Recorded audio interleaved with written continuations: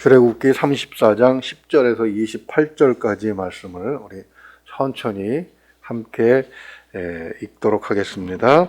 여호와께서 이르시되 보라 내가 언약을 세우나니 곧 내가 아직 온 땅이 아무 국민에게도 행하지 아니한 이적을 너희 전체 백성 앞에 행할 것이라.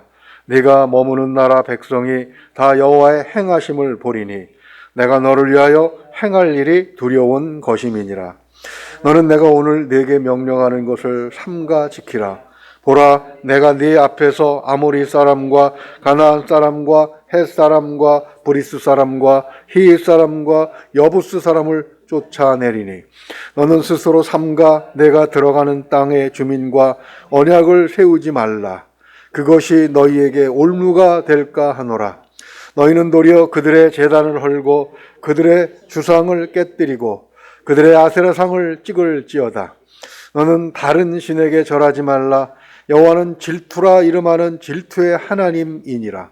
너는 삼가 그 땅의 주민과 언약을 세우지 말지니 이는 그들의 모든 신을 음란하게 섬기며 그들의 신들에게 제물을 드리고 너를 청하면 내가 그 제물을 먹을까 함이며 또 내가 그들의 딸들을 내 아들들의 아내로 삼음으로 그들의 딸들이 그들의 신들을 음란하게 섬기며 내 아들에게 그들의 신들을 음란하게 섬기게 할까 함이니라. 너는 신상들을 부어 만들지 말지니라. 너는 무교절을 지키되 내가 네게 명령한 대로 아비벌 그 절기의 이래 동안 무교병을 먹으라. 이는 내가 아비벌의 애굽에서 나왔음이니라. 모든 첫 태생은 다 내 것이며 내 가축의 모든 처음 난 수컷인 소와 양도 다 그러하며 나귀의 첫 새끼는 어린 양으로 대속할 것이요 그렇게 하지 아니하려면 그 목을 꺾을 것이며 내 아들 중 장자는 다 대속할지며 빈손으로 내 얼굴을 보지 말지니라. 너는 엿새 동안이라고 일곱째 날에 쉴지니 밭 갈 때나 거둘 때에도 쉴지며 칠칠절 곧 맥주의 초실절을 지키고 새말에는 수장절을 지키라. 너희의 모든 남자는 매년 3번씩 주 여호와 이스라엘의 하나님 앞에 보일지라. 내가 이방 나라들을 내 앞에서 쫓아내고 내 지경을 넓히리니 내가 매년 3번씩 여호와 내 하나님을 뵈려고 올 때에 아무도 네 땅을 탐내지 못하리라. 너는 내 제물의 피를 유교병과 함께 드리지 말며 유교절 제물을 아침까지 두지 말지며 내 토지 소산에 처음 익은 것을 가져다가 내 하나님 여호와의 전에 드릴지며 너는 염소 새끼를 그 어미의 젖으로 삼지 말지니라. 여호와께서 모세에게 이르시되 너는 이 말들을 기록하라. 내가 이 말들의 뜻대로 너와 이스라엘과 언약을 세웠음이니라 하시니라.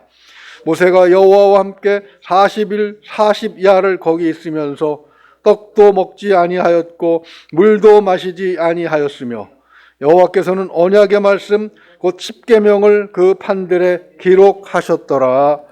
아멘. 많은 내용이 이미 우리가 앞에서 다 살펴본 내용이고 또 어떤 내용들은 몇 번씩 그렇게 자세하게 우리가 생각해 본 그런 말씀들이죠. 그러나 오늘 말씀 중에서 가장 먼저 생각해 봐야 할 것은 이런 약속의 말씀, 언약의 말씀을 주시는 하나님이 왜 그렇게 하시는가? 그것은 어디서부터 출발하냐면 하나님의 속성에서부터 비롯되는 겁니다. 하나님이 어떤 분이시냐? 바로 이런 말씀을 주시고 이런 요구를 하실 수 있는 분이시다. 왜? 라는 질문을 또 우리가 하게 되겠죠. 그럼 왜 이스라엘 백성에게 그런 질문을 하시는 것이냐? 먼저 우리는 하나님의 속성에 대해서 좀 살펴보려고 합니다. 어제 말씀 가운데 우리 34장 6절 한번 보시죠. 한번 6절만 읽어볼까요? 시작. 여호와께서 그의 앞으로 지나시며 선포하시되 여호와라 여호와라 자비롭고 은혜롭고 노하기를 더디하고 인자와 진실이 많은 하나님이라. 그렇죠. 자비롭고 은혜롭고 노하기를 더디하시고 인자와 자비와 인자와 진실이 많은 하나님이라. 이렇게 번역을 하고 있는데 많다라고 하는 말은 히브리어에서 그 자체라고 하는 그런 의미로 이렇게 생각해 볼 수가 있습니다. 이 성품을 포괄적으로, 그러면 이 성품이 어떻게 구체적으로 나타나느냐? 그것이 바로 7절 말씀이죠. 우리 7절 너무 잘 아시는 말씀이니까 한 번 더 읽어보겠습니다. 인자를 천대까지 베풀며 악과 과실과 죄를 용서하리라. 그러나 벌을 먼지하지는 아니하고 아버지 악행을 자손 3, 4대까지 보응하리라. 이렇게 말씀을 하십니다. 뭐 어떤 사람은 이 말씀을 가지고 불평도 하기도 합니다. 아니 완전히 용서하시려면 완전히 용서하시지 왜 악행을 자손 3, 4대까지 보응하시는가? 그건 뭐 완전한 자비도 아니고 은혜도 아니지 않는가? 라고 불평을 하기도 합니다. 어떻게 인자를 베푸시는 천대보다도 죄에 대해서 징계하시겠다는 3, 4대를 더 크게 볼 수 있습니까? 근데 그게 인간인 것 같아요. 그게 사람의 속성인 것 같아요. 받은 은혜는 어디에 새긴다? 바닷가 모래밭에 새기고 원망과 불평은 반석에 깊숙하게 새기는 것이 바로 인간이라 그런 말씀이죠. 그래서 우리는 하나님의 말씀을 받을 때 이 말씀을 좀 더 지혜롭게 받는 방법에 대해서 늘 생각을 해야 됩니다. 즉 천대 인자를 천대까지 베푸는 그 인자를 유지해서 받을 수 있는 방법이 무엇인가 이런 것들을 생각해 봐야지 생각해 보고 또 3, 4대까지 가는 그 죄를 짓지 않도록 어떻게 우리가 살 수 있는가 그 지혜를 발휘해야 되는 것이죠. 모세가 그 대표적인 인물입니다. 모세는 바로 하나님의 하신 이 말씀이 얼마나 이스라엘 백성에게 큰 특혜를 베푸는 말씀인지를 깨닫고 또 이스라엘 백성이 이 은혜를 받을 만한 자격이 없는 자들이라는 사실을 그는 일찌감치 알고 있었어요. 그래서 9절에서 그 은혜, 하나님의 은혜를 잃어버리지 않도록 최대한의 방법을 강구합니다. 우리 9절도 한 번 더 읽어볼까요? 이르되 주여 내가 주께 은총을 입었거든 원하건대 주는 우리와 동행하옵소서. 이는 목이 뻣뻣한 백성이니이다. 우리의 악과 죄를 사하시고 우리를 주의 기업으로 삼으소서. 아멘. 이렇게 말하는 거죠. 우리는 기본적으로 천대까지 하나님의 자비하심과 인내하심을 받을 만한 그런 자격이 없는 자들입니다. 그런 능력도 없고 그런 기본 소양도 안 되는 자들입니다. 그런데 우리가 어떻게 하나님의 은혜를 유지할 수 있겠습니까? 하나님께서 동행하시면서 죄를 짓거나 벌을 주신다면 그때 해결해 주시고 기업 삼으시라는 말씀 무엇입니까? 하나님의 것을 삼아서 하나님 마음대로 이끌어 가시는 그거 외에는 우리가 어떻게 하나님의 이 은혜를 받아 누리는 그런 백성이 될 수 있겠습니까? 그렇게 이제 기도하고 있는 것이죠. 참 이 기도가 얼마나 지혜로운 기도인지 몇 번씩 읽을 때마다 감탄을 합니다. 이걸 저 자신에게 빗대어 보면 하나님 나는 내 스스로 목이 뻣뻣한 자. 하나님께서 나를 버려두시면 내가 어떻게 하나님의 이 일을 감당하면서 하나님께서 약속하신 은혜를 누릴 수가 있겠습니까? 하나님 내 곁에 꽉 붙잡고 내 손 잡아주시고 내가 뭔가 좀 잘못 생각하면 그때 징계를 하시고 더 큰 죄 짓지 않게 하시고 하나님 차라리 하나님의 기업 하나님의 것 삼아 주시옵소서라고 그렇게 기도하게 하시는 것이죠. 이런 기도가 얼마나 기쁘게 하나님께서 받으셨는지를 10절이 보여주고 있습니다. 우리 10절도 한번 읽어볼까요? 시작. 여호와께서 이르시되 보라 내가 언약을 세우나니 곧 내가 아직 온 땅 아무 국민에게도 행하지 아니한 이적을 너희 전체 백성 앞에 행할 것이라. 네가 머무는 나라 백성이 다 여호와의 행하심을 보리니 내가 너를 위하여 행할 일이 두려운 것임이니라. 한번 이 말씀을 몇 번씩 곱씹어보면서 생각을 해봤어요. 모세가 드리는 기도를 받고 하나님께서 너무 기쁘셔서 너무 좋아하셔서 기쁜 음성으로 말씀을 하시는 거예요. 그죠? 그러면서 하나님은 자기 백성을 향하신 은혜의 성격을 더 구체적으로 말씀을 해주시고 더 그 놀라운 일에 대해서 미리 이렇게 점을 찍어주시는 것입니다. 하나님께서 행하실 일이 구체적으로 쓰면은 다 기록할 수도 없겠죠. 그러면서 첫 번째 우리가 생각해 볼 수 있는 것이 있는데 그것이 무엇입니까? 다른 백성에게 행하지 아니한 이적을 너희 전체 백성 앞에서 행하실 것이라.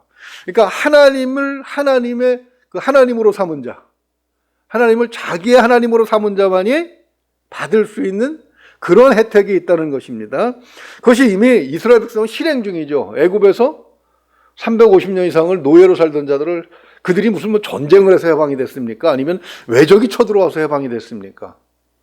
순전히 하나님의 기적 가운데 그들을 이끌어내셨죠. 이미 그것은 놀라운 얘기입니다. 그리고 그들을 광야로 인도하셔서 거기서 만나를 먹여주시고 구름 기둥과 불 기둥으로 보호해 주시고 인도하시고 반석에서 물이 나게 하시고 그리고 가나안 땅, 아직 가보지도 않은 가나안 땅을 약속하시고 그리고 그 땅을 차지하는 정말 주인, 뺏기지 않는 주인이 되게 하시기 위해서 40년 동안 광야에서 훈련을 시키십니다. 놀라운 이야기지요. 그런데 이것이 하나님의 백성이라고 앞에 너희 전체 백성 앞에 행할 것이라 이렇게 말씀하셨단 말이에요. 그럼 이 전체란 어디까지를 포함하는 것이냐? 우리 이 부분을 좀 깊이 생각을 해봐야 됩니다. 성경은 이 전체가 어디를 포함하고 있냐면 한 가지만, 새벽이라 다 볼 수는 없고 룻을 한번 생각해 보죠. 모압 여인이 시어머니한테 이제 저 남편도 없고 다 없으니까 나는 뭐 더 아들을 낳을 그럴 기회도 없고 그럴 수도 없으니까 너희들은 다 너희 고향으로 돌아가라. 그렇게 모압 여인 며느리들에게 이야기하지요. 그때 둘째 며느리 룻이 어떻게 얘기합니까? 1장 16절을 보면 룻이 이르되 내게 어머니를 떠나며 어머니를 따르지 말고 돌아가라 강권하지 마옵소서. 어머니께서 가시는 곳에 나도 가고 어머니께서 머무시는 곳에 나도 머물겠나이다. 어머니의 백성이 나의 백성이 되고 어머니의 하나님이 나의 하나님이 되시리니. 그래서 그가 어머니를 쫄랑쫄랑 따라옵니다. 그죠? 와서 남의 밭에 가서 곡식 주워서 먹고 사는 처참 비참한 삶을 택합니다. 누구를 생각하고? 하나님을 생각하고 하나님을 나의 하나님 삼는다는 것 때문에 이 젊은 여인이 엄청난 그 미래를 하나님 앞에 드리고 바꾸는 거죠. 그리고 그렇게 온 이유가 무엇입니까? 바로 시어머니 나오미의 집의 삶이 자기들이 살았던 모압의 삶과 엄청나게 달랐기 때문에 이 룻이 그런 결정을 하게 되는 것이죠. 비록 비루하게 살아도 진정한 인간의 삶은 역시 하나님의 백성으로 살는 삶이다 라고 결정을 했을 때 룻은 서슴없이 이런 결정을 하게 되는 것입니다. 하나님께서 이 룻을 얼마나 기뻐하셨는지 보아스의 입을 통해서 선포하시죠.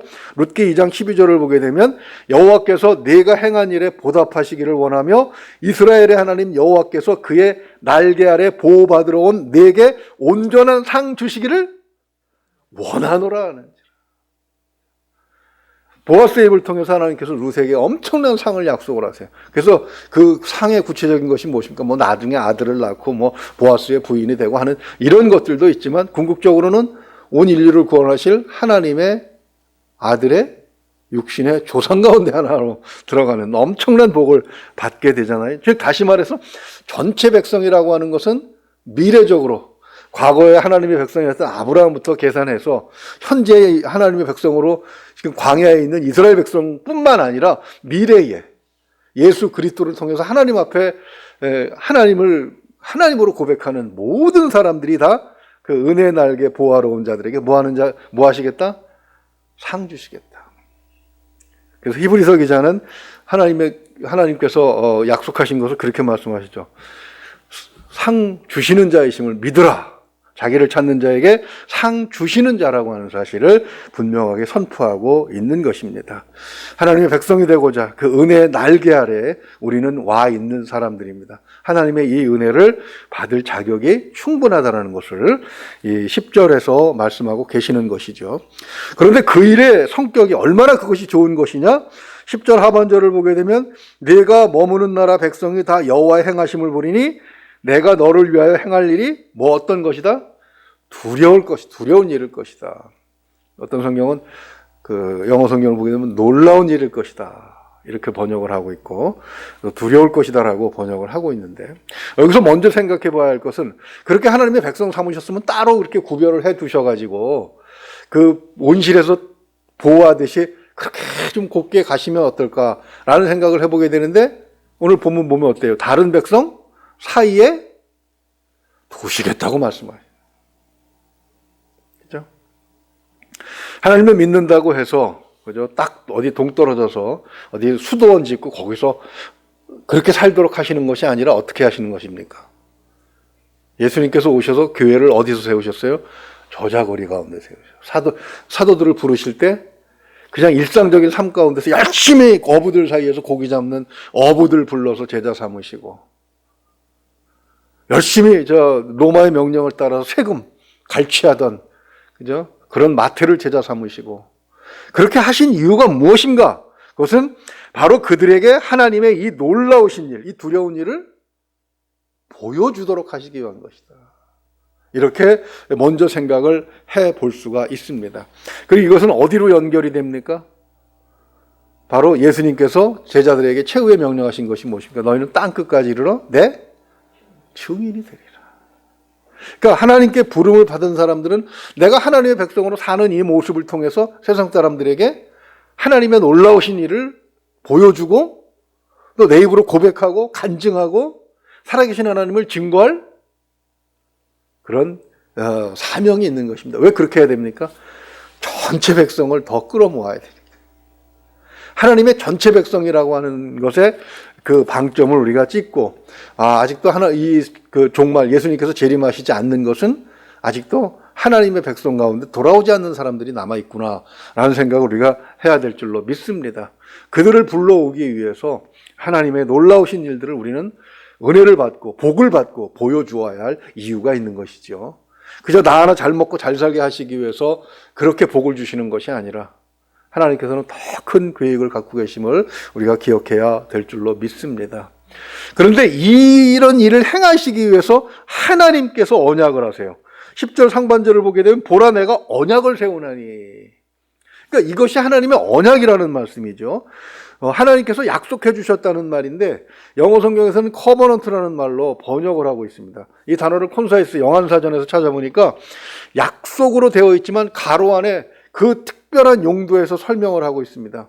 정기적으로 돈을 주겠다는 약속이 바로 이 언약이더라고요. 영어 성경 커버넌트라고 하는 건데 정기적으로 돈을 주겠다. 즉 기부금 같은 거를 얘기하는 겁니다. 그냥 한 번 이렇게 주고 마는 것이 아니라 내가 다달이 얼마씩 그 고아원에 얼마를 보내겠소, 뭐 양로원에 얼마씩 보내겠소 하는 그런 약속을 할 때는 그것이 바로 프라미스가 아니라 이 커버넌트로 언약으로 그렇게 기록을 하고 있더라고요. 하나님은 그저 선거에 당선되려고 구름 잡는 것과 같이 허황된 뜬금없는 공약을 하는 정치가들의 그런 말과 같은 것을 선포하시는 것이 아니라 삶 속에서 그 실체가 분명하게 드러나는 혜택을 베푸시겠다고 약속을 하시는 것이죠. 그래서 그 하나님께서 말씀하시는 이 언약에는 특별한 것이 하나가 더 있습니다. 이스라엘을 향한 이 언약은 이미 누구와 맺으신 거예요? 그들의 조상 아브라함과 처음 맺으신 것이죠. 그 시절 그 상황으로 돌아가 보면은요, 창세기 15장 17절을 보게 되면 이 언약을 세우고 네 후손들이 바다의 모래같이 티끌같이 많아질 것이고 하늘의 별처럼 많아질 것이고 이렇게 말씀하 3, 4대 만에 돌아오고 이런 말씀을 하시면서 어떻게 그 도장을 찍고 결제가 끝납니까? 창세기 15장 17절을 보게 되면 해가 져서 어두울 때에 연기나는 화로가 보이며 타는 횃불이 쪼갠 고기 사이로 지나더라. 무슨 말씀입니까? 이 언약이 지켜지지 않으면 죽음으로 갚아야 되는 거예요. 그리고 이 언약은 절대로 파기할 수 없어요. 왜요? 죽은 가축을 갈라놓았다는 얘기는 무엇입니까? 생명을 다시 살릴 수 있는 자가 누가 있습니까? 그리고 그 사이로 횃불이 지나가면서 익혀버려요. 갈라진 진흙 사이를. 그러니까 이것은 절대로 파기할 수 없는. 그래서 하나님은 시건치 아니하시는 분이니까 반드시 행하시겠다고 하나님께서 약속을 하신 것이죠. 문제는 백성이 그것을 이제 행할 수 있느냐 없느냐라는 문제를 생각을 해봐야 되는데 바로 모세의 구절의 기도가 바로 그런 기도죠. 하나님, 우리는 이 언약을 말씀하신 대로 지킬 자신이 없습니다.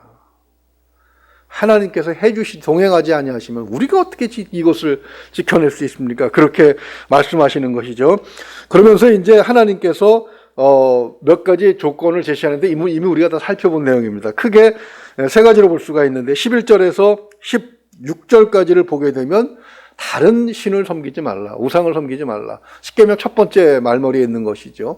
그러면서 왜 그렇게 해야 됩니까? 오히려 우리는 그들에게 하나님의 영광을 선포해야 될 사람들이지 그 밑으로 들어가서 다른 사람들이 섬기는 그런 우상 따위, 허황된 것 따위에 고개를 숙여서는 안 되는 존재들이라. 바로 이런 약속을 요구하고 계시는 것입니다. 그 다음에 18절을 보게 되면 무교절을 지키라, 또 이런 말씀을 하는 것이 볼 수가 있습니다. 1절 이하에도 24절까지도 계속해서 안식일을 지키게 하시고 맥주절, 초실절, 수장절을 지키게 하시고 매년 3번씩 하나님 앞에 나오라 하시는 그런 말씀들을 보게 되면 이 절기가 무엇입니까? 이스라엘에게 하나님께서 이 말씀을 주셨을 때, 그들을 백성 삼으셨을 때는 지금처럼 이렇게 인쇄술이 발달하거나 그러지 않았을 때입니다. 제가 요즘 좀 보고 있는 그 책이 하나 있는데, 인비저블 차이나라고 하는 책인데, 제가 본 중국의 그 속성을 잘 파악한 그런 미국 시카고 대학 교수가 쓴 책인데, 그런 내용입니다. 그 중국이 중진국선을 넘어가지 못할 것이다. 국경과 상해만 보고 막 사람들이 그 지레겁을 먹는데, 그럴 필요 없다. 그런 내용입니다. 무슨 얘기냐면, 그 절대로 중국은 중진국을 넘어설 수 있는 그런 능력이 안 된다는 겁니다. 왜 그러냐면 보이지 않는 중국, 외국인들에게 보이지 않는 중국 깊숙으로 들어가면 그 속성이 그대로 나타나 있다. 그러면서 이제 한 가지 예를 제시하는 것이 중국 사람들은 고등학교를 졸업한 그 비율이 30% 정도밖에 안 됩니다. 우리나라는 대학 졸업률이 48%인가 그렇습니다. 우리나라는. 전 세계 4위더라고요. 캐나다는 50몇 %라서 1등이고 그런데 하여튼 뭐 1, 2, 3위에 캐나다, 일본, 그 다음에 4위에 한국 이렇게 들어가 있는데요. 그런데 중국은 고등학교 졸업도 지금 30%가 안 되는 겁니다. 그러니까 무슨 특별한 그 기술을 보여주고 해도 이것을 그 과학자라든가 뛰어난 사람들이 설명해줘도 그것을 만들 밑에 있는 사람들이 그것을 이해하고 받아들일 수가 없어요. 바로 그런 것처럼 이 하나님의 백성의 어떤 수준이 계속해서 올라와 줘야 되는데 그것을 무엇으로 하시냐면 이 말씀으로 해주시는 것이죠. 그런데 당시에는 인쇄술이 없고 누구나 다 책을 가질 수 없었기 때문에 어떻게 해요? 그림이라든가 행사라든가 이런 거를 통해서 계속 그 말씀을 주입하시는 것이죠. 18절 무교절을 지키라. 이거 왜 지키라고 하시는 것입니까? 하나님께서 이스라엘을 그 애굽의 노예 상태에서 끌어내실 때 어떤 일을 행하셨는지 그것을 이 행사를 지킴으로 해서 그들이 기념하는 거예요. 말씀을 되새기는 것이죠. 그 다음에 21절 이하에도 절기를 지키면서 이 말씀을 통해서 하나님께서 우리 백성들을 어떻게 복을 주시는지 어떻게 구원하실 것인지에 대한 그런 메시지를 받는 것이죠. 그러면서 25절을 보게 되면 그 26절 한 절만 우리가 한번 같이 읽어볼까요? 26절 시작. 내 토지의 소산에 처음 익은 것을 가져다가 내 하나님 여호와 전에 드릴지며 너는 염소 새끼를 그 어미의 저주로 삼지 말지니라. 전혀 성격이 다른 것을 두 개를 이렇게 붙여놨어요. 왜 이렇게 말씀을 붙여놨을까? 생각을 해보니까 하나님 앞에 열심히 내고 하나님을 섬기는 것도 중요하지만 그러면서 하나님이 만드신 모든 피조물들에게 자비한 하나님의 성격을 드러내 보이는 것. 이것도 하나님 앞에 제사 드리는 것과 마찬가지라는 그런 뜻입니다. 그죠? 하나님은 열심히 섬기면서 이 종교의 역사를 보게 되면 하나님의 열심, 그런 열심이 오히려 더 사람들에게 잔인한 결과를 가져오게 되고 막 그런 경우를 볼 수가 있습니다. 지금 가끔 뉴스를 통해서 보여지는 모슬렘 사회의 모습을 보게 되면 아니 어떻게 자기 딸이나 자기 아내를 산채로 불태워 죽이고 그럽니까? 단지 의심스럽다는 것 때문에 뭐 바람을 폈다거나 이런 의심스러운 상황이기 때문에 그렇게 하기도 하고 젊은 아이들이 젊은 그 정욕에 이끌려서 데이트도 할 수 있고 그런 것이지 단지 부모의 마음에 들지 않는 사람 데려왔다고 어떻게 딸을 그렇게 죽일 수가 있습니까?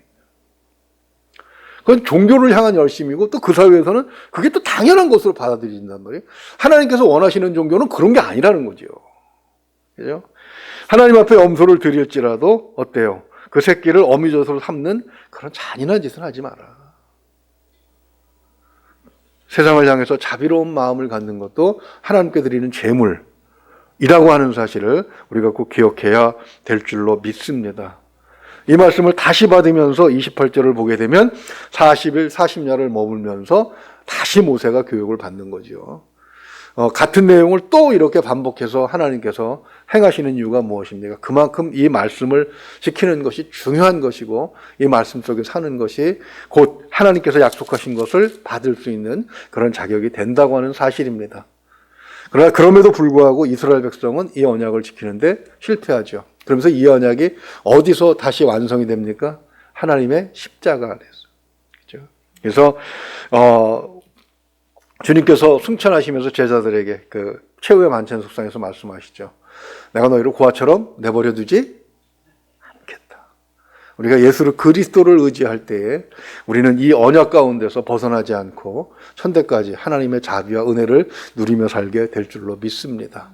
그러면서 사람들 사이에 섞여 살면서 그 자비와 은혜를 받는 자로서 많은 사람들에게 하나님의 이름에 영광을 돌리는 그런 오늘 하루가 될 수 있기를 주님의 이름으로 축원을 드립니다. 기도하겠습니다. 은혜로우신 우리 아버지 하나님, 참으로 하나님의 말씀을 똑같은 말씀을 또 한다고 하더라도 그 가운데 또 깊은 뜻이 있음을 알게 하시니 감사합니다.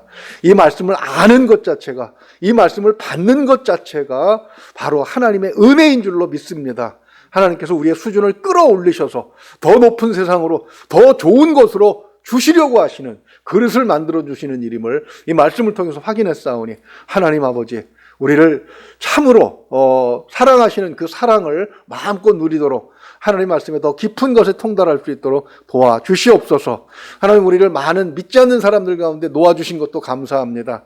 우리의 삶이 그들을 쫓아가는 것이 아니라 그들이 우리를 바라보면서 부러워할 수 있는 그런 삶이 되도록 복을 허락하여 주시옵소서. 그 복으로 세상을 향한 하나님의 자비를 마음껏 베풀 수 있는 그런 삶도 주시기를 원합니다.